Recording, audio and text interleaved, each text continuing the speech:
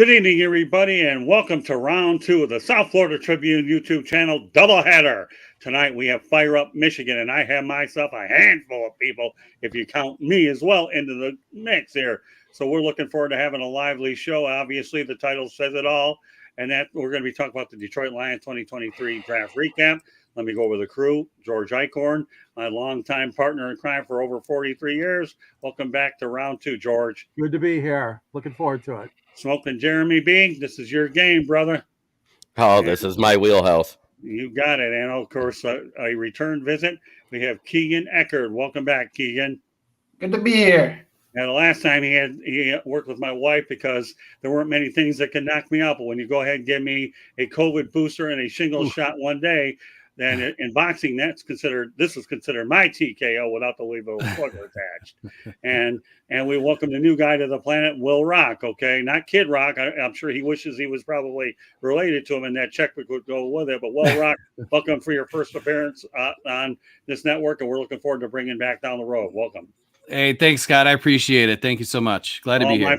My pleasure. Well, this is a pretty straightforward show, folks. I'm going to go over draft choices for the Lions, and we'll all comment briefly. Jeremy's going to take over a little bit with the undrafted stuff, and then we'll be able to wrap her up. So it'll be a very, very fast-paced show. I expect the chat room to be very active as well, especially if you're a Detroit fan, and we hope that everybody will enjoy. So just let you know that the audio version of Fire Up Michigan can be heard on iHeartRadio, Apple, Spotify, Google, wherever you get your podcast. So if you want to hear it, that is the way to do it. Also, please hit the red subscribe button on YouTube, South Florida Tribune. We're striving for 1,000 subscribers. That's our first goal. Okay. And please also comment, like, and share the broadcast. Want to be a guest? Nope. And topic ideas to South Florida Tribune at gmail.com. And also, you can also mention them in the chat room as well, right? Smoking Jeremy. If you're aggressive in the chat room, you're going to get a contact from us. If you want to advertise, call 954-304-4941. We are live on Facebook, LinkedIn, Twitter, and YouTube. And a very big hello to Will Vogel and as well as Greg Rice. Thank you very much for being on here. Let's get to it tonight, okay? But you know what? Well, we're going to get to your comment in a moment, but I want to go ahead over the draft choices. Round one, Jahmyr Gibbs, running back out of Alabama. Well, I'll tell you what, the Lions proved that they were proficient in offense. They made some changes there. I'm actually like the pick, so I'm going to go right to left, and everybody can go ahead and give us their 2 cents, and we'll go from there. All right, George, what are your thoughts about Jahmyr Gibbs? Well, it was a surprise to most of the pundits, obviously, when Brad Holmes selected him. But I'm with you. I think he's a good playmaker. He's good for this offense and should be very good for the fans to watch. An exciting addition to the offense. Jeremy? What he adds is what DeAndre Swift wasn't. He adds more speed, he adds more health, and more explosiveness. He should be great receiving out of the backfield, and also he'll inject speed while Jamal Williams is out for 6 weeks. Okay, then I'll turn it over to Will. So I thought that this was a perfect signing for the Lions with the Jameson Williams suspension. He's going to, like Jeremy said, he's going to inject some speed in this offense. He brings great hands out of the backfield. He's a little bit on the smaller side, but he's a direct DeAndre Swift replacement. A little bit of an injury concern throughout college, but hopefully he stays healthy in Detroit. I'm excited to see the guy get the ball. And last, we have Keegan. I like the pick. I think Gibbs will be he has speed to him. He can catch. He's going to be a good weapon for Detroit. No matter what, I hope without injury, he's good to go. Okay, sounds good. All right, we'll go to the second first rounder, Jack Campbell. Obviously, the inside linebacker out of Iowa. The Lions drafted a couple of Hawkeyes in this one. George will start off with the first one. I'll do the best I can to keep this frantic pace in the chat room because I knew it was going to be busy, and we knew that Will Vogel would be the quarterback of it. So go ahead. Position ranking number 2 from one of the services I read, with a score of 80. So even though he's a little bit of surprise to some people, they thought maybe he went too high. He's got good speed. They need somebody like him in the linebacker core. They had too many rushing yards against them last year, the Lions, and they need a playmaker. And I think Jack can do it. I like the pick. So what George, I'm going to ask you, I know Will Vogel mentions Aiden Hutchinson. He'll certainly be a big help to him. But George, is there any particular player that Jack Campbell goes ahead and compares to? I've heard talks about Chris Spielman being a hard-nosed player. I heard Spielman too. I hope he's Jack Lambert. Okay, that's fair enough. All right, well, that's a good Wow, segue. that's a throwback. Yeah, that's a good segue over to Jeremy. Okay, Jeremy, give me your take on Jack Campbell. Not only is he great against the run, he was also the best coverage linebacker in all of NCAA last year. So he is more of the first and third down guy. Help stop the run on first down and then come back in and third down and help stop the pass because he covers running backs and tight ends really well. I think it's a great fit. I think he has the potential to be a starter and be able to move Malcolm Rodriguez outside to help with the pass rush. Okay. Well, there was a PFF score. He was about 91.9 last season. He equally split run snaps and coverage snaps. So Jack is kind of a three down linebacker in this Lions scheme. He's right on the money there with Jeremy that he does have great coverage options in the middle of the field, but he has lateral quickness and speed where he's going to be able to catch you, and he takes great angles. I expect this guy to make a lot of plays, and with our linebacking core right now, watch out. All right, Keegan. I didn't see much of Jack Campbell, but when he played against Michigan, every time I looked up, he was in the backfield. That's what the Detroit Lions need, a run stuffer, then when needed to, get in the pass coverage. Okay. And that speed. Well, I haven't seen too many people where I can honestly say you really go wrong drafting from Iowa, and I'll get to that a little bit later in the broadcast. So, all right, let's go ahead to another Iowa guy, Sam Laporta, the tight end out of Iowa. What I consider the remaking of T.J. Hawkinson, because you lose one, let's bring in another Iowa guy. We'll just call Iowa Tight End University. My goodness. So I like the pick. I really do. TJ's gone. Here comes Sam to the rescue, and we'll keep up that Iowa tradition. But before I turn over to George, I want to go into the chat room because I really appreciate everybody's contribution in here. So, all right, we'll go back to Will Vogel a little bit about the comments on Laporte, and you guys can go ahead and talk about it. And while I'll get to Brian Branch in a moment. So, George, some comments on Laporte. Yeah, well, he's ranked 5th at his position. I don't know. He might have been taken a little high. I think the jury's still out on him. I don't think he's as good as TJ is, but we'll see. It'll take some time. Obviously, Iowa is a very sound program, as is Alabama. And, the Lions took their first 4 picks from those 2 schools. So I think I still got to see some more about Laporta, though, before I decide whether it's a good pick or not. Well, the one guy I was hoping they drafted tight end was Will Mallory out of Miami. Of course, I saw Will myself play firsthand, so I'll be partial toward my own guy. But Will Mallory, to me, is a heck of a player. I know he'll do really well with the Indianapolis Colts. So, all right. So with that said, George, so your thoughts about the Laporte pick? Do you think it's a good pick or not? I'm still giving it a B-. I'll give it. That's fair enough. Okay, Jeremy. What Sam Laporta does great and better than any other tight end in college is when he stretches the fields, he breaks tackles. He was the best tight end at breaking tackles. And at 4.59 speed, which is almost exactly what Hawkinson ran, I think Hawkinson ran like a 4.52. He'll be able to stretch the field because he's faster than your average linebacker. He'll be able to get open on those slant routes and be able to turn it upfield and break the tackles from the defensive backs. Unlike they said Hawkinson can do that, but all we ever saw, as soon as he was wrapped up, he fell down. Okay. Well, Jeremy took one of my my little snippets there with the breaking of the tackles, but that's okay. Laporta caught the most catches in tight end U there in Iowa over George Kittle and Noah Fant. So the guy is a possession receiver. He has a knack for breaking tackles and getting downfield. The one thing that I really liked about Laporta's game tape is he was able to line up at the X receiver and also the H-back position in the backfield. So they're getting a versatile weapon that Brad Holmes really enjoys on this team. That's all Holmes drafts is versatility. So really high on this guy. I can't wait to see him dressed up in the Honolulu blue. All right, Keegan. Well, the thing is that I like the pick, but when you said T.J. Hawkinson, out of the draft, they said Hawkinson was a blocker. which he never was for Lions. Right. Laporta is different from Hawkinson because he's a receiving threat. He can block a little, but we don't need him to block. We need he's a receiving threat. He can break tackles. If he can do both of those things for Lions, one of the top they're going to be one of the top 5 offenses in the league next year. Sounds good. All right, let's continue in the chat room, okay? We'll get to Hendon Hooker in a moment, but let's go over to Greg Rice. Got a couple nice things to say out there. All right, Jeremy, and I will shoot that. All right, why don't you dissect that one, Jeremy? Jeremy and Will shot that when we were talking about Jahmyr Gibbs injecting the speed for the 6 weeks that Williams is out.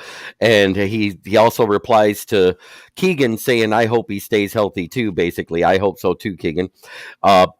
John Henry Smith. Yeah, hold on. Let me put that one up. I want people to be able to see this one. John Henry. We'll make sure that you are out there. All right. Thanks, John Henry, for participating in the show. Go ahead and read it. Jack Campbell may be as instinctive as Spielman, but he's much better athlete than Spielman.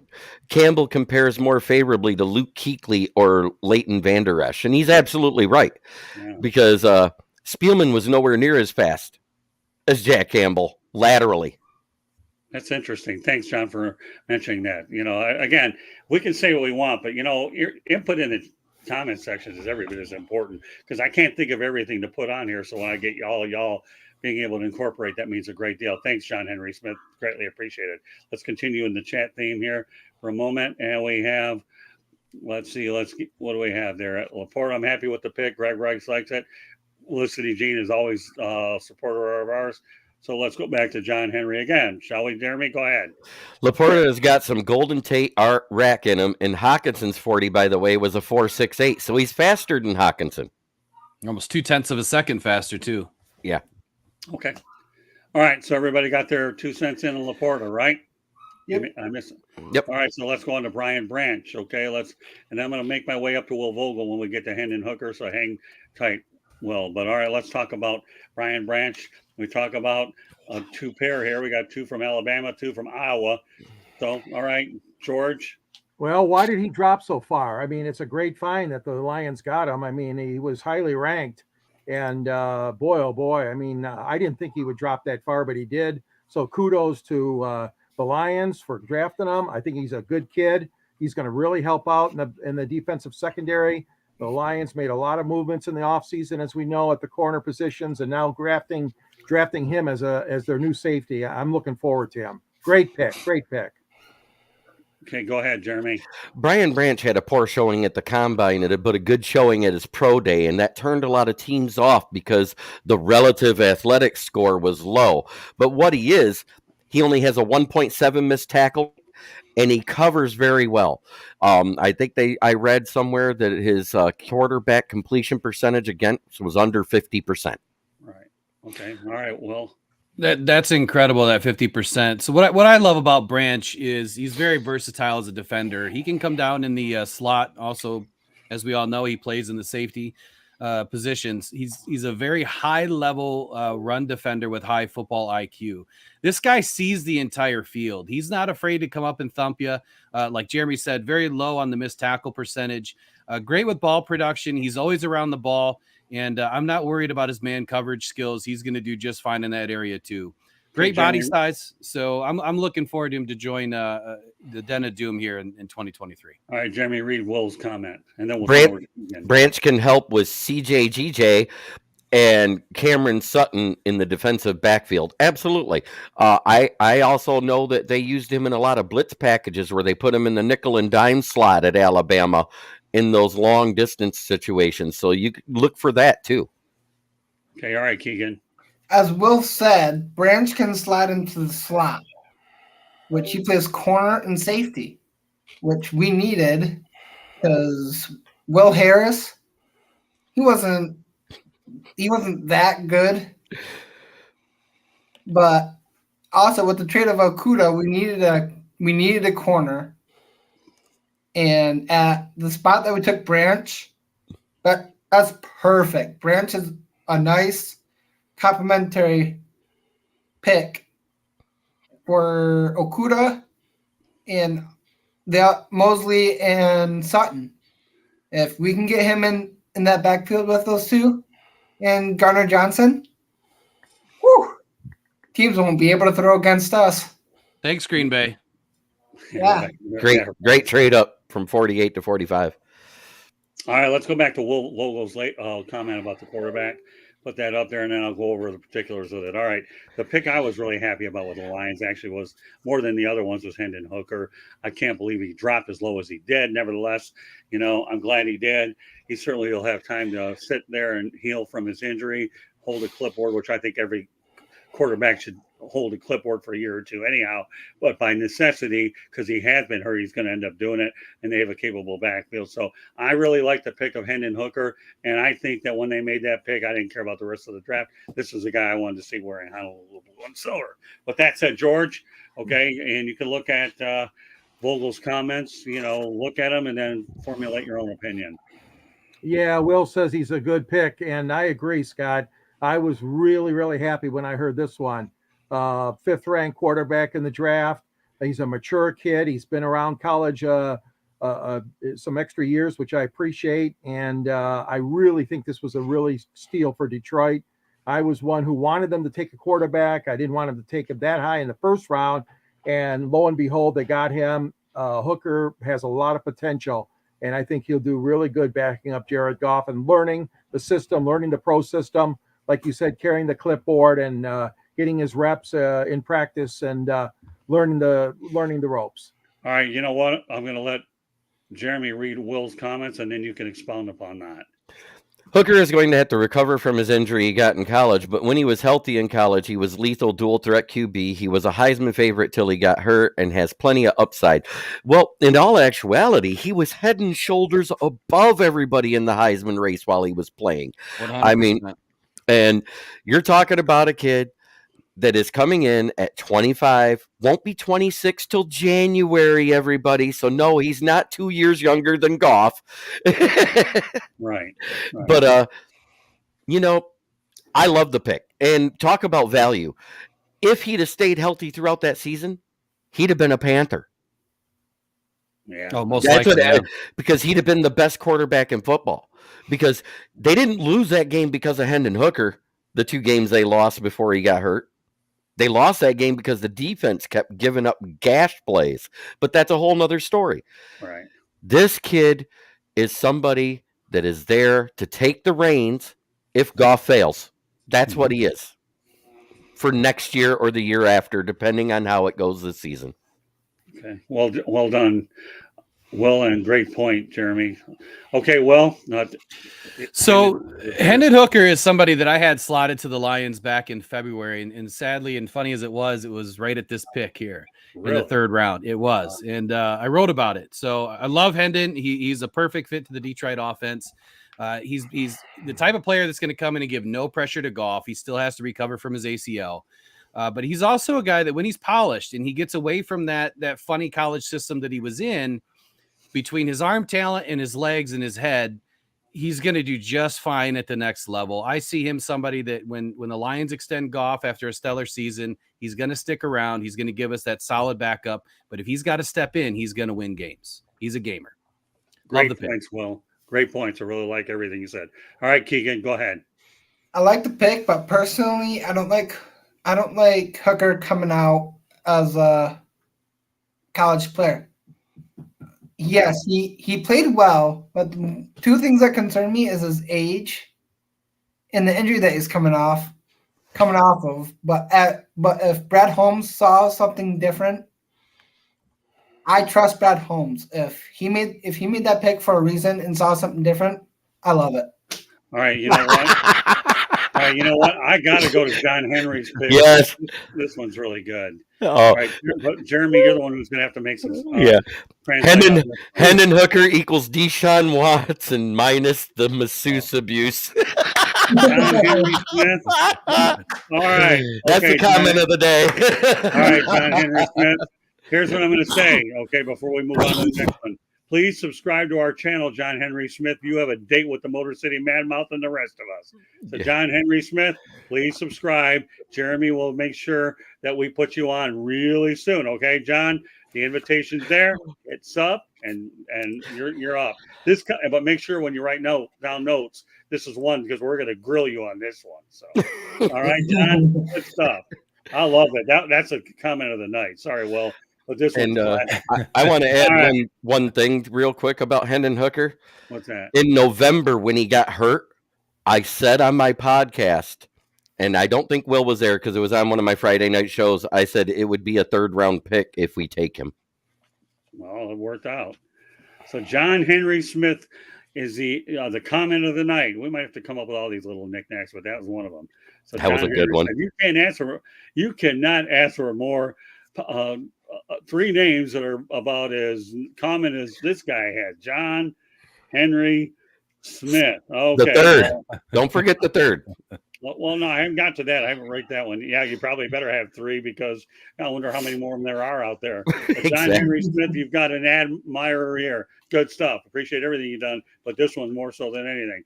All right, round 3. Well, you know what I like about this is the 33rd pick overall. Now, anybody know what my lucky number is? 33. 33. So I know it's going to be a good pick no matter what because I said so. My lucky number 33.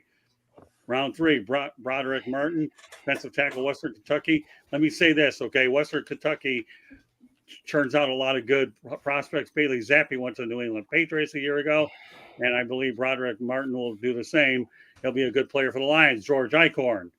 And Jeremy, Well, you'll tell him. he only had a score of 54, and he's ranked the 15th player at his position. So I don't know much about the kid. I mean, he played in a smaller conference, but I'm hoping that Brad, and I'm sure he did his homework on this one.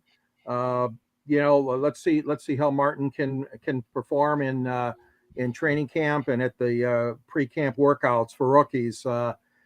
I just don't know enough about him. That's fair Okay. enough. I Jeremy, do have some fair enough. information, but, Well, but Jeremy, before you go any further, you got to let John. would you let me do my job? Yes, I will. Go ahead. Okay, thank you. John Henry Smith, what you do is you go to the South Florida Tribune channel on YouTube and you hit the red subscribe button, and then you'll be all set and you can watch from there, and your comments come up a little better too. That being said, Broderick Martin started his career in college at North Alabama, where he played defensive end at 330 pounds as a pass rusher. That being said, he's light on his feet, but he's very top heavy. So if he gets leaned too forward or if he's too upright, he's able to be manipulated by your bigger guards and tackles. He has nimble feet, though, and he is very quick. The reason why he moved to nose tackle is Western Kentucky runs a 3-4, and they needed a big body after their senior graduated this year. And with his 5th year of eligibility, they moved him to nose tackle. Well, that's pretty good stuff. I'll tell you, I'll bet you did a heck of a job over the weekend the way you're churning out this information.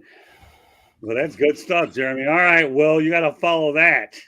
I can't because that's everything Jeremy and I talked about earlier. So he nailed it all. You cheated. You cheated. I really don't know much on Broderick other than that. You know, when speaking with Jeremy earlier, it was the feet that I was concerned about and how heavy he was up top and watching the tackles get underneath his pads and he was getting pushed around. And that's what I didn't like about Siaki Ika either.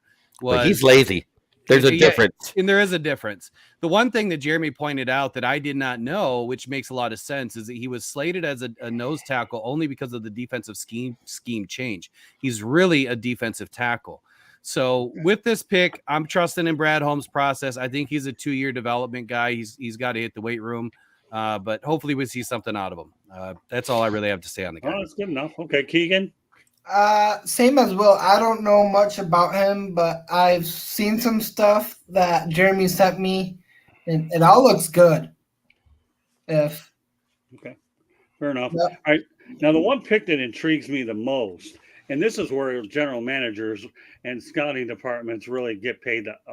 This is where you really find out what you're made out of. And I know Jeremy's smiling like Gomer Pyle with the mustache on. Golly. Yeah, I know. All right. I'll set you up for that. Don't go there. Let me finish my thought. Okay. Remember, I warned you. Don't interrupt the boss. Okay, but you're good. Great minds think alike, and that's why he's doing this to me. He's waiting to see the darn head come off. Is what he's trying to do, but it won't work this time. All right. But seriously speaking, the pick that really intrigued me, and I knew what Brad Holmes was doing. Sometimes you just get a feel for what a guy's doing. Round 5, 18 overall, Colby Sorsdahl, offensive tackle from William and Mary. I believe this is an FCS school. Is that right, Jeremy? So to No, me, Division two. Yeah, FCS. Yep. Right. Well, Division two, I believe, is FCS. Yeah. I just Right. remembered. Well, I know my college stuff there. So, anyways, but yeah, anyways, as Will said, he started all 10 games that he appeared in. I don't have to put everyone on the screen. I can also read them off as well. So, George, what are your thoughts about the offensive tackle coming out of William and Mary? Oh, he's a big guy, 6'5", 304. He could be the real sleeper. Coming out of a smaller program, fleet of foot. This guy could really be something special. And again, I give Holmes and his scouting staff credit for uncovering him, if that's a good word. I really do. And I think that this guy, like I said, he's got size, he's got height, and he could really help this team out. Hey, Jeremy, you seem to know everything about these prospects. Spit it out with Sorsdahl. This guy seems pretty intriguing. He is fleet of foot for such a big guy. He can play inside or outside. He also was even moved to fullback in some formations at William and Mary. He has a 4.7 shovel time, which is faster than Tom Brady. And we're talking about a 304-pounder here. He had a 2.93 20-yard split and a 9-foot broad jump. Okay. Pretty neat stuff. All right, Will.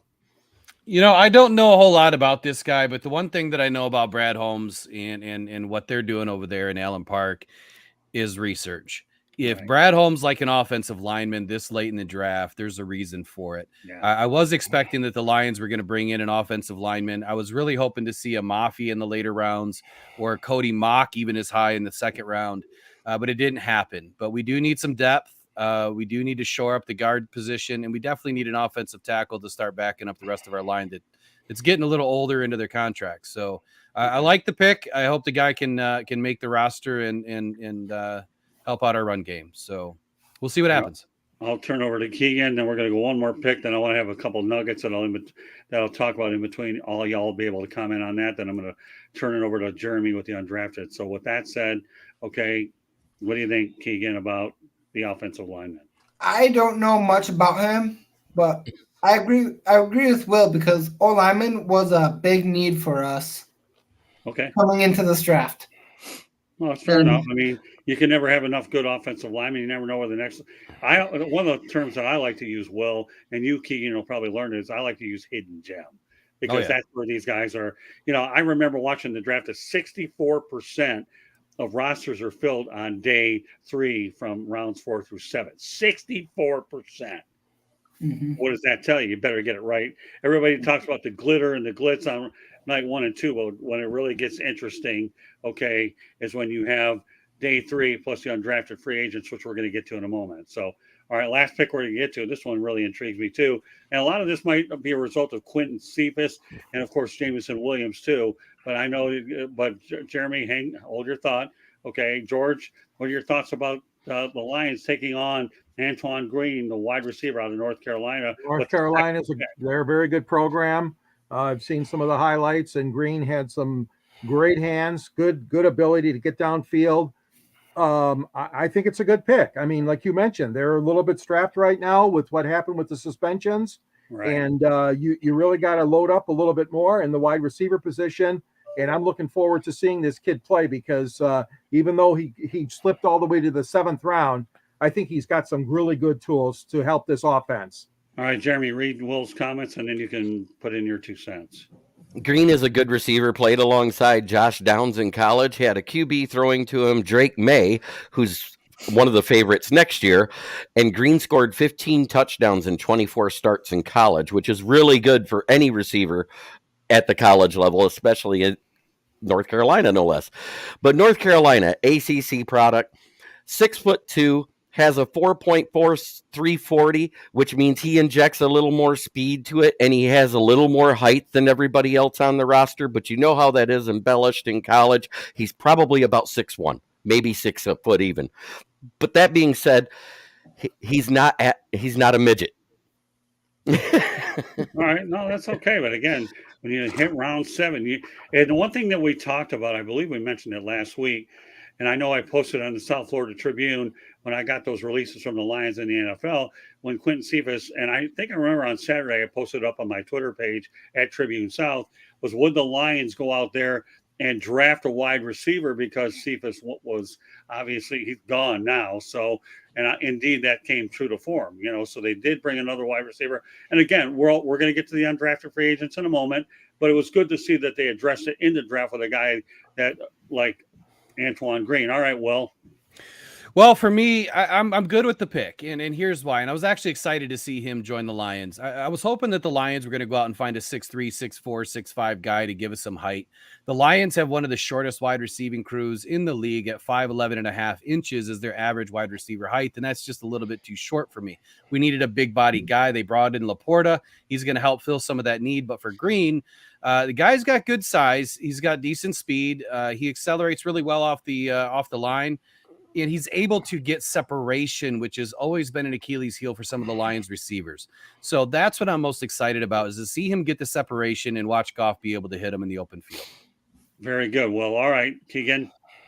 Well, he's not what I wanted in that spot, but we always can't get what we want. But if Brad Holmes knows much more than us, and also Green has good size, and especially those 15 touchdowns are great. With Cephas gone, he could be easily slide into that role and be good for us, not great. Oh, that's fine. Well, I'll take good all day long. It doesn't matter. I mean, if it's good, that means Keegan, it's called contribution. All right, now we're going to go to the undrafted free agents here. And what I'm going to do is put this illustration up here on our screen. Okay, so take a look at this and go ahead, Jeremy. I want you to read them off. Okay, we ended up getting a top 5 safety who, like Brian Branch, didn't have a great combine, so he slid and went undrafted. Brandon Joseph out of Notre Dame. Excellent tackler, good coverage guy, especially in zone coverage, which falls right into the Kirby Joseph and CGJ slot.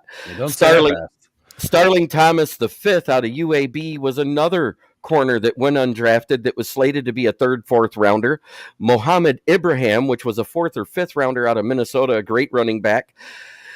And the other guy I want to talk about that's not on this list real quick is we had a late addition when I made this list. At the end of the evening, we picked up Trevor Nowaski from Saginaw Valley State. He was the GLIAC Community College Defender of the Year. He actually did a 4-year degree at SVSU. So he is actually on our roster. And on the RAS score that was created by Kent Platt, who's known as the Math Bomb, he got a 9.68, which is the 36th highest out of every linebacker he's ever recorded coming out of college. And then the one that I don't like is the next guy on this list is quarterback Aiden Martinez out of Kansas State University. 51 touchdowns and 59 turnovers. He is a fumbleitis machine. I hate this pickup for a reason. Chase Costa out of Oregon is good. I can't say his first name. Thompson, the wide receiver out of Virginia. He is a huge target. He's 6'5" and 230 pounds. He's just a little on the slow side. Look for him possibly to get moved to tight end if he makes the roster. Connor Galvin is a good tackle out of Baylor. Isaac D'Angelo is a teammate of our safety Kirby Joseph out of Illinois. Ryan Svoboda out of UCF. You know about him. Oh, yeah. He's actually a good prospect that played inside and outside for them. And then we got a guard center and Brad Cecil out of USF. And edge Zach Morton is another RAS standout with a 9.86 out of Akron. He's a 6'4", 290-pound defensive end that can play D tackle. And Chris Smith out of Notre Dame. All right, well, my sentimental one here is Brad Cecil. I graduated, folks, from the University of South Florida, so I'm pushing for my fellow Bull. The Central Florida Knights are my rival, but hey, when you got a guy from the state you live in, you can't be all that bad. So I'll take this illustration off here, okay, and then we'll go back to the crew. Let's go back to the comments section first and make sure we're up to date on those, okay? So let's go ahead and let's see where we're at here with these things. Okay. All right. So let's talk about where we were at with Will, and we'll catch up with him, and then everybody can comment, and then we'll. All right. So where's Will? All right, the Nebraska one. So let's go ahead. Jeremy, you're going to go ahead and just comment on these. I'll refrain from some of those, and then we'll go ahead and proceed with a few other thoughts. So go ahead. Yep. UDFA, I remember when Martinez was with Nebraska, but then he transferred to Kansas State. In my opinion, he will be a practice squad guy, third string, in my opinion. I hope he's jettisoned out of a cannon. But anyways. Okay. John Henry Smith has a good comment here. UDFAs who have a chance. Wait till I put them up so Okay. people can see it. All right. UDFAs who have a chance in order: Starling Thomas, Trevor Nowaski, Brandon Joseph, Chris Smith, Ryan Svoboda. Okay, let's go to the next one. Well, I'll say one of those guys that's not on there is a guy named Will just mentioned. He could easily slide up in that third spot and beat Craig Reynolds. Yeah, right here. Mohamed Ibrahim Right. was a good running back at the University of Minnesota in a career of 52 touchdowns and 4,597 yards. Okay. All right, and last but not least, we'll go back to the man with three popular names. Okay. And John when I Hen- bring him on the show, I'll make sure he hears it from me. Go John ahead. Henry Smith. Ibrahim is slow and his feet aren't as nifty. I like Greg Bell's feet much better. Okay, very good. Tell you, I knew this chat room was going to be great, and I'll tell you, everybody's lived up to it. So, with that said, I want to incorporate a couple points, and I'll turn it over to you guys. First of all, here's the thing that really annoys the daylights on me. I am not going to sit here and give grades or bashing the Lions for these picks because of the fact that I don't have a lot of respect for mock drafts and all these so-called draft experts. I know it's good publicity. I have zero problem with it, and that's fine. Okay, and that's item number one. Number two, you guys also mentioned it. Okay, I am going to give Brad Holmes and Dan Campbell the benefit of the doubt. Why am I going to do that? Because give me a reason why. I always say the benefit of the doubt is all well and good until the doubt exceeds the benefit, and I have yet to see that. I'll make sure that our screen where everybody can see. Great point. Great point. Yeah, so that's how I feel about it. So, if you think I'm going to bash Holmes and Campbell, no way. I am sick and tired of all these so-called people out there, draft experts that, the Lions failed day one. Give me a break, okay? I guess my attitude is just shut up, okay? I'm not bashing these guys. You got to understand the standard that the Lions have had for coaches and general managers, and these two guys are awfully good. I mean, geez, you give Campbell a 6-year deal, and I'm sure Holmes, not only did you hire him, but you even got a draft choice out of him, a compensatory pick, because I think they went into the minority pool to bring this guy. So you got a minority pick, and you got Einstein. That's not a bad undertaking. And one other point I want to mention, then I'll turn it over to everybody else, okay, is what we talked about. I had mentioned it earlier, and I'll mention it again. We're returning to the scene of the crime with Iowa, where we call it Tight End University. That's why this one intrigues me. You go to TJ Hawkinson, it worked out all right. And remember that you traded him and you got some picks out of it. It's not like you didn't get anything for him. And now you have Sam Laporta. So I'm not going to close the book on Sam Laporta, no matter what anybody else wants to think they're going to do. I am not going to do that. I mean, give these two guys credit. If they know the kind of culture that they're building in Detroit, we'll deal with it. I mean, when this team starts to fall and they only win 2-3 games a year and these picks aren't working out, then we'll have another broadcast. But right now, those are my points. With that said, George, you've been around a long time. You can I've been around a long time, and the same old Lions a long time. So that's why some of us are hesitant to jump on the bandwagon. And all due respect, I mean, these guys have been here for 2 years, and I agree with you, Scott. They have done a marvelous job of drafting. And for somebody to get in there and just go on bash, that's a bunch of BS too. Because like you said, these guys do their homework. You can tell the depth of knowledge that goes into these picks. And, I'm a friend of Luther Bradley, okay? That's the uncle of our general manager. And let me tell you, you talk about a man of integrity who sold business for Blue Cross Blue Shield of Michigan after his playing career and was one of the most successful sales reps we had at Blue Cross. Wow. And I haven't shared this with many people, but I know Luther, and I know that guy from Notre Dame, Bradley, he stands on this, and that's the fact that his nephew is something special. He's something good. And we are seeing that slowly but surely. So I'm going to just end with that.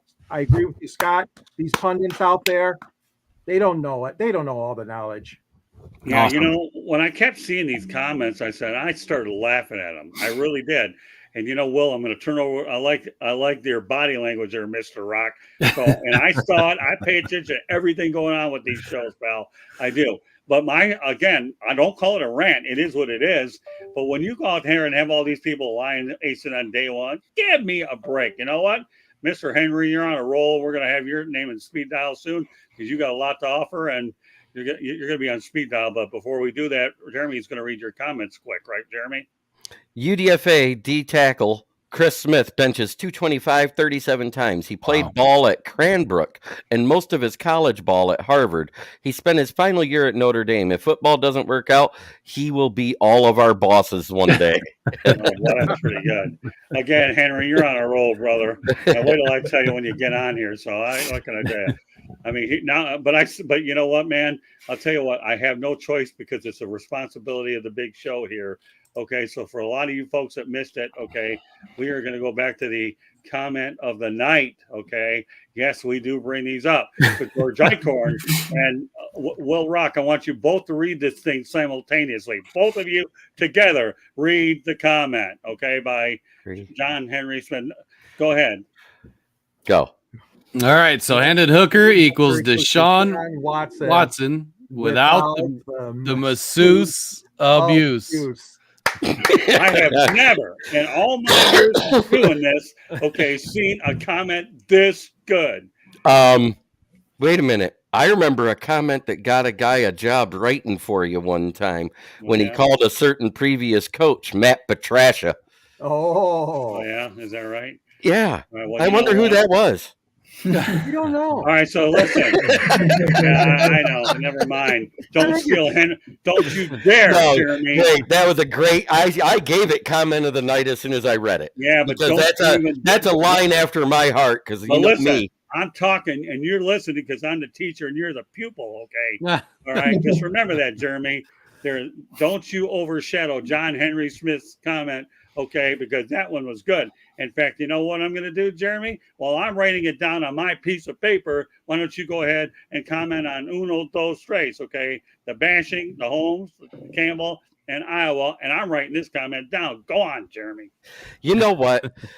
I could care less when anybody says you can't bash Iowa because they do put out good tight ends. George Kittle, Noah Fant, anybody but TJ Hawkinson. That being said, the draft pundits got it wrong because all I've heard all morning is that Detroit was one of the top 5 drafts.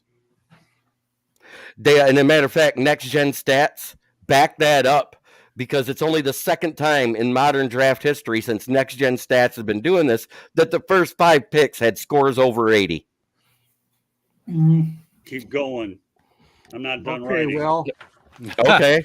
So for me, I've seen a lot of these negative comments coming in over the past few days. And I sat back and thought about the first draft when Holmes and Campbell just got completely roasted.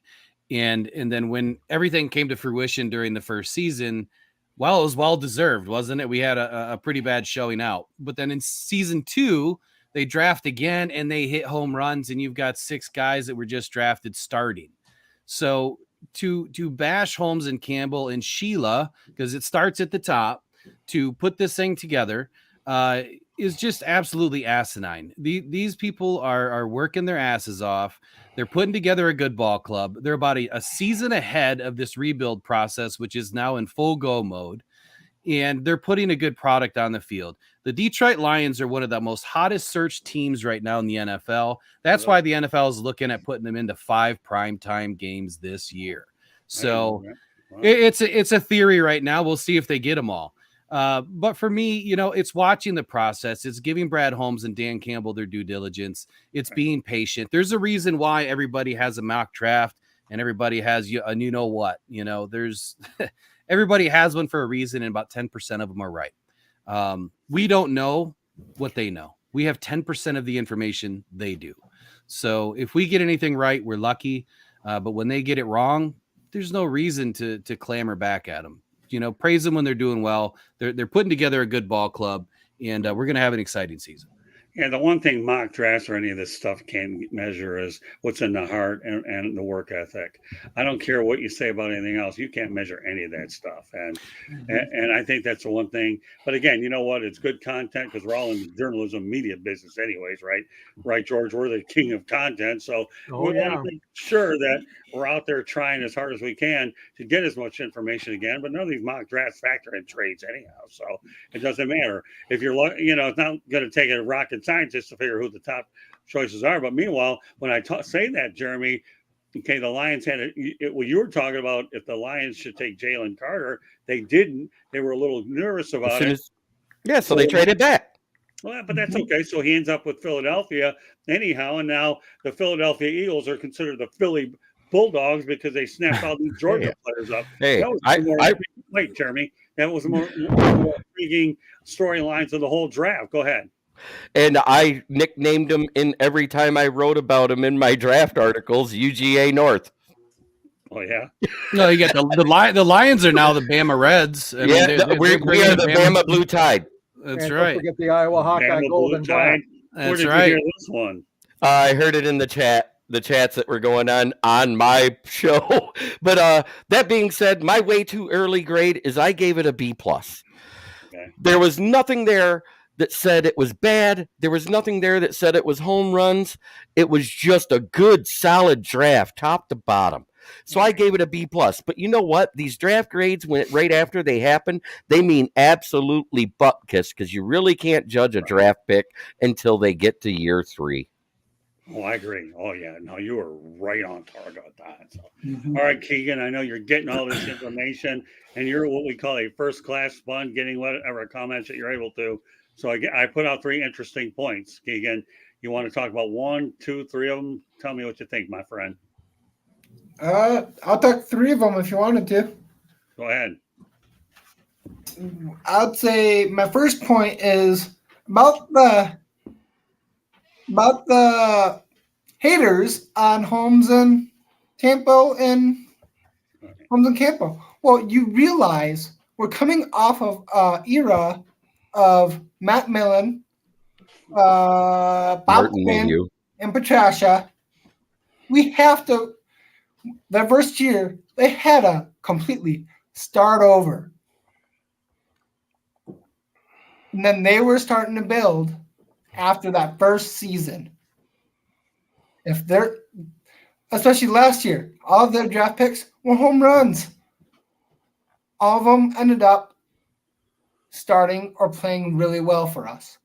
This upcoming draft class, they could possibly do the same thing, in which the Lions need.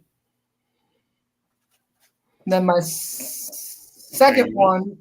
Wait, go ahead. I'm sorry. No, go ahead. And then I'm going to put another comment up in the chat room as well.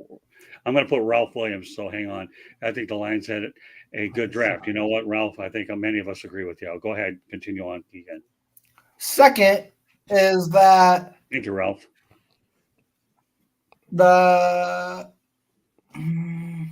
Actually, I'm sorry. I only have 2, not 3. All right. So what's the other one? Is the grade. People are giving them way too many early grades. They're not giving them a chance to prove themselves. Right. People are telling them that they're going to be bad. Well, I encourage anybody that thinks that. I hope they have a lot of wax in their ears. They don't hear it anyway, so it doesn't matter. That's where wax in the ears really does help because you just forget about it. So, but I've been told don't ever use Q-tips to go ahead and put in your ears, otherwise you're gonna have ear damage. But that's your medical tip of the night, presented by the South Florida Tribune. All right, go ahead.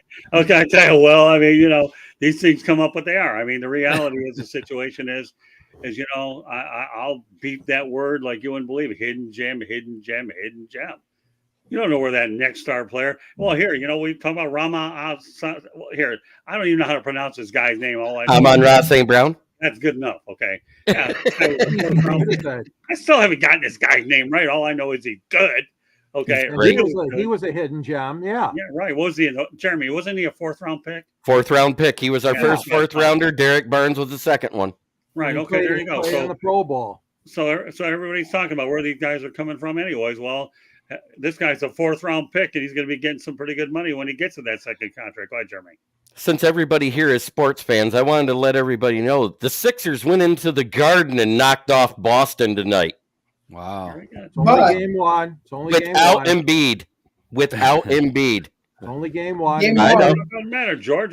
Jeremy's trying to be a journalist tonight. He's giving us an update. Give him his due, Okay, brother. I'll give you this one. New Jersey 2, Rangers no score, third period. Okay, there you go. I don't think Rangers are scared yet. Well, they should be. They should be with that This is goaltender. I know. I'll give you one. This is a live sports show. We here to give updates, right, George? The way we used to do it way back in the day, right? I That's just right. know if they're watching us, maybe they're not watching TV. I thought they'd like them to have the update that Boston went down tonight.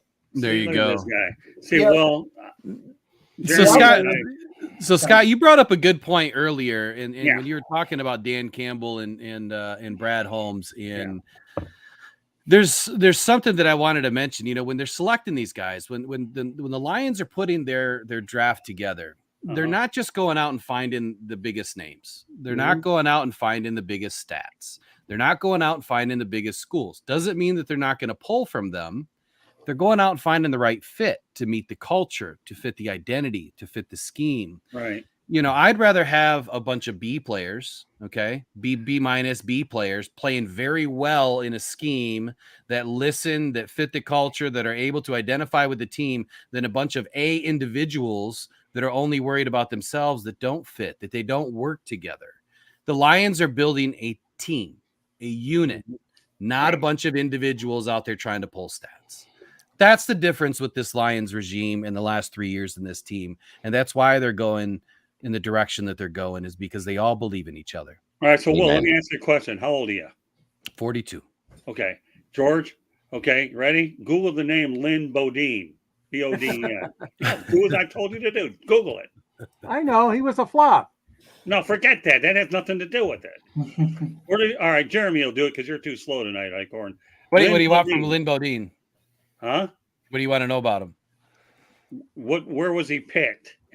Oh, draft. Yeah, How do you spell his last name? Boden. Boden. I thought it was INE. Or I don't know. I think it So was did I. Boden. Well, check it out.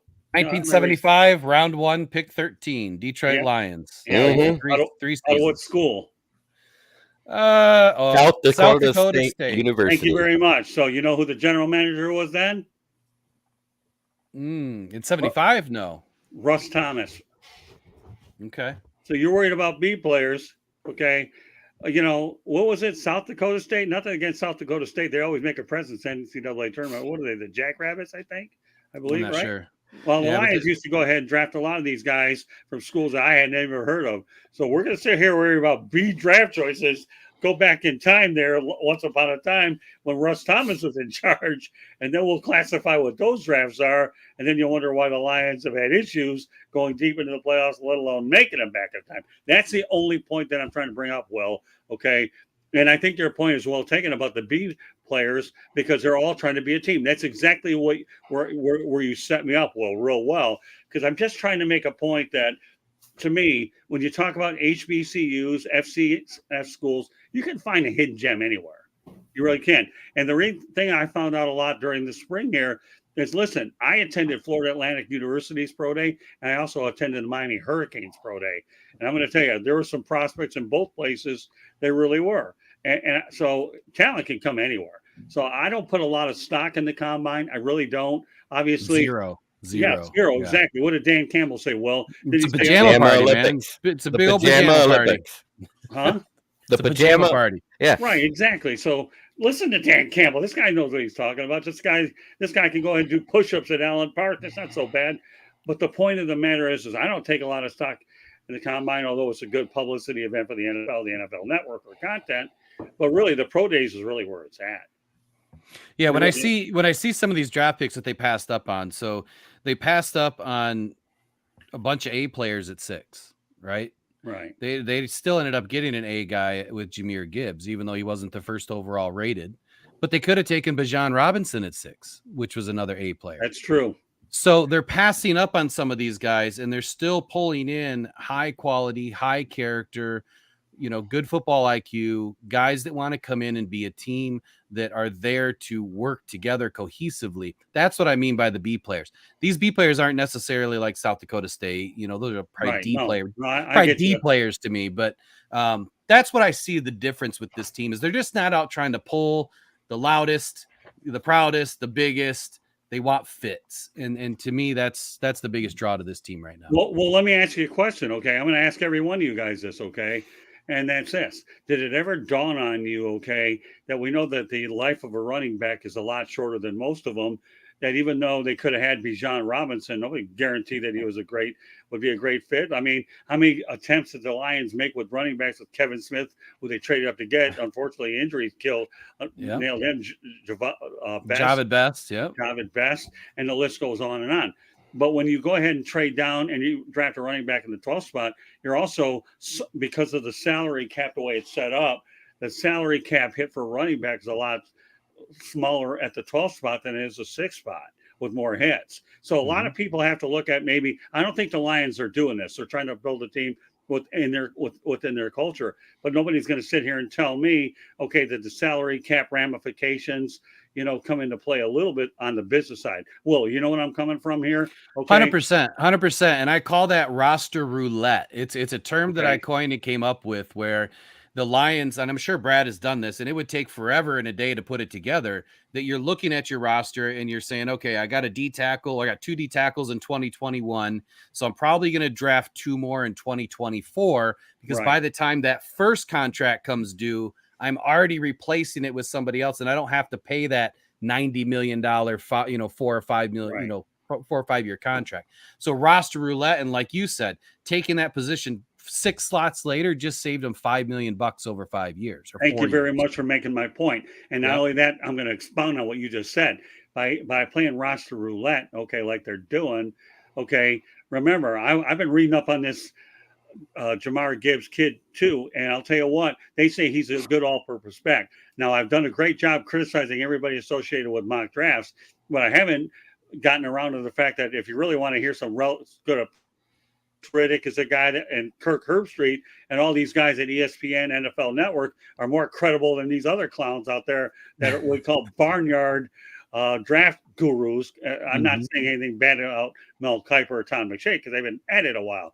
So if all these barnyard draft gurus, and remember, barnyard draft gurus, when I grill you on it the next time you're here, okay, the way I see it, I would rather hear from these guys like the ones I mentioned, and then I feel like I'll get a much more fair, objective assessment about where the drafting process is compared to other guys that are just out there.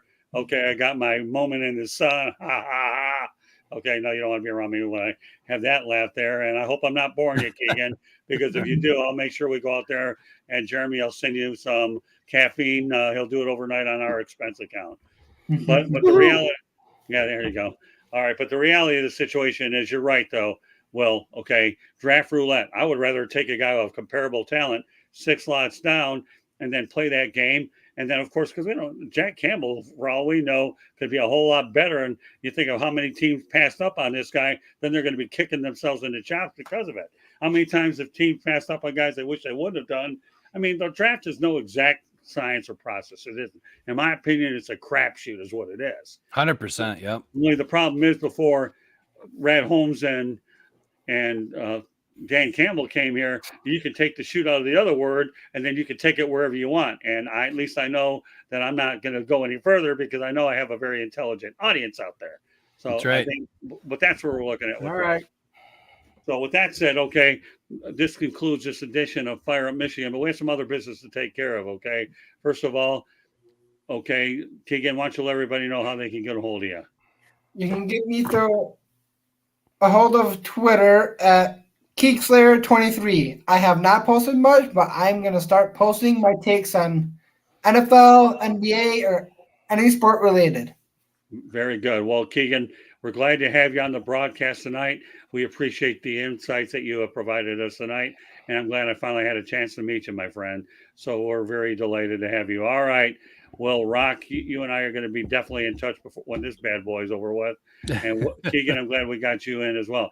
So with that said, well, why don't you let everybody know how they can get a hold of you as well? Yeah, so like you said, I'm Will Rock with Rocked On Detroit Lions. Just started a media company called Rocked On Podcast Network and Media Sports. So you can find us at Rocked On Detroit Lions, Rocked On Podcast Network on Facebook, and at Rocked On Detroit Lions on Twitter, and at Rocked On Podcast Network on Twitter, and all of the social medias. Just look for Rocked On. We're going to be there. Stay rocked on. I love what you're doing here, Scott. Thanks for having me on. Well, don't worry. I always like to meet a lot of Jeremy's people. Jeremy's brought a lot of people on. I'm looking forward to bringing more of them on. I think tonight was a perfect opportunity to incorporate two of you in here because obviously the recent events over the weekend that took place. So timing was really impeccable. As I said earlier in the show, there are certain battles I can win, but a shingles vaccine and a COVID booster is one that I wasn't about to overcome. Ouch. That's why when you have your other half taking care of business, and she's an MVP. Before I turn it over to Jeremy, I'm going to go over our situation a little bit more. The audio version of Fire Up Michigan can be heard on iHeartRadio, Apple, Spotify, Google, or wherever you get your podcast. So if you want to listen to it, that is the way to do it. Please hit the red subscribe button on YouTube, South Florida Tribune. We're striving for 1,000 subscribers, okay? And please also comment, like, and share the broadcast, all right? Want to be a guest? Well, John Henry Smith found a way to do it, but you can also send your topic ideas to southfloridatribune@gmail.com or send them to me on Twitter at Tribune South. And John Henry Smith will be contacted ASAP. And if you want to advertise, call 954-304-4941. We are live on Facebook, LinkedIn, Twitter, and YouTube. And also go to our website, www.southfloridatribune.com. Now that I got that out of the way, Jeremy, go ahead. All right, you can find me at the southfloridatribune.com, where you will find me under the heading for the Motown City Tribune, which is where you'll find my writings with the likes of Scott Morganroth and George Eichhorn. You can also find me on the South Tribune channel, South Florida Tribune channel here on YouTube, where I could be on any night, because if Scott needs me, I'm there. You can also find me on my podcast channel on YouTube, which is Kneecap Biting with Smokin' Jeremy B. You can find me at Smokin' Jeremy B on Twitter. You can find me at Motor City Kneecap Biters on Facebook. If you are a Lions fan, please come check me out. I do an NFL show on Wednesdays, and a Friday show is all Lions news, where we talk about nothing but Lions news throughout the week. Okay, George, go ahead. You have a book All out right. there. And I still got a book for sale. I'm pushing this book. You might have a couple customers here. Take note, Will and Keegan. Go ahead, George. Detroit sports broadcaster on the air, including our own Scott Morganroth, interviewing Muhammad Ali and Jimmy Connors. And just for you, Jeremy, I just looked in the book, and there is a picture of Matt Millen. Okay, Jeremy? Oh, that's fantastic. I think that alone is enough to convince you to buy a copy with Matt Millen in the book. And it's not for his general manager. It's for his announcing. Right, where he was a good announcer. He was, I still remember the night he got hired on that post-game show. He goes, woohoo, boys, I'm the general manager. I don't know what I'm doing, but I got the job. You could thank Bill Ford Sr. and Bill Ford Jr. for that hire. I know. All right. We're talking It had nothing to do with Sheila or Mama Martha. All right, yes. George. Yes. I'm out. Okay. We're not talking past tense. We're talking about your book. Okay. Okay, yeah, it's available. There's a link at the end of my column on the Motor City Tribune. I lost my hat. South Florida Tribune. You can reach me at gicorn@yahoo.com. I'm on LinkedIn at George Eichhorn, and also I'm on Twitter at SandGSports99. Well, I got to tell you, what a great crew we had tonight. Keegan, once again, it was a pleasure having you on. Will, great first act. And I mean, great first act. Okay, Jeremy? Thank you. I know what I get out of you, so I have nothing more to say, but the hat stays on. And George Eichhorn, I know what to say out of you as well. So that concludes this edition of Fire Up Michigan. My name is Scott Morganroth, the Motor City Madmouth. Thank you for joining us on this edition of Fire Up Michigan. You know, if you missed a lot of the facts in here about it, go ahead, replay it. It doesn't make any difference because you're going to learn something new every time you have an opportunity to go over the broadcast. I'm telling you. a lot of these draft things have been loaded, and I mean really loaded. Tonight was the Detroit version, and we also had a very good episode last week, Smoke and Jeremy, about the actual NFL draft. Prior to that, we had a lot of interesting facts. Not so much who was going to be selected, but certain rounds where you had to watch out for. So if you missed last Wednesday's edition of the NFL draft special, there's still a lot of information out there that is very current. That's more gives you a historical perspective of what we did. So with that said, I want to thank my entire crew for joining us, and I hope everybody enjoyed the broadcast, and we will see you the next time. Good night, everybody. Good night.